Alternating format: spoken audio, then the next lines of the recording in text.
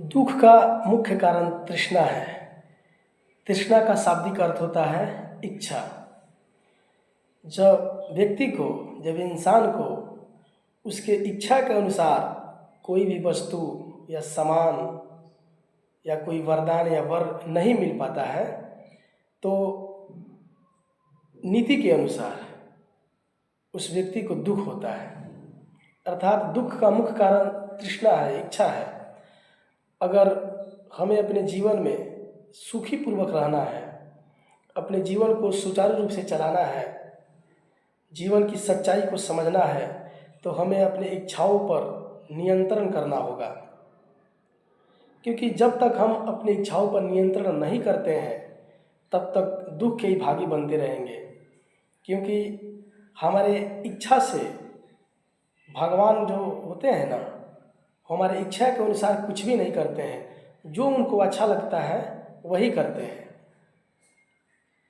हम इंसानों की यह फितरत होती है, हम इंसानों की यह कामना रहती है कि हमेशा हमारे द्वारा सोचे गए जो बात है वही भगवान हमारे सामने लेकर आए। अर्थात व्यक्ति, इंसान अपने इच्छा के विपरीत कुछ भी स्वीकार करने के मूड में नहीं रहता है। वो हमेशा सोचता है कि हम जैसा कर रहे हैं, हम जैसा सोच रहे हैं, प्रकृति भी, भगवान भी उसी तरह का हमारे सामने समय या अवसर प्रदान करें। जबकि ऐसा होता नहीं है।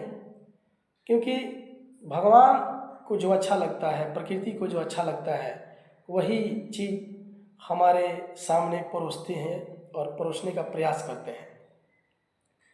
लेकिन हम इंसान क्या हैं?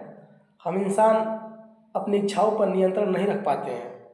केवल सोचते हैं और सोचने से कुछ नहीं होता।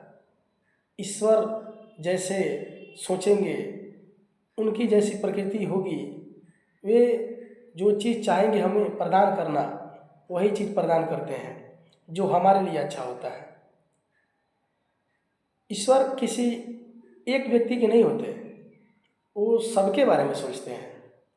अगर ईश्वर सभी के हिसाब से अपना काम करने लगे, संचालन करने लगे, तो प्रकृति जो है, प्रकृति का बैलेंस बिगड़ जाएगा, प्रकृति का संतुलन समाप्त हो जाएगा।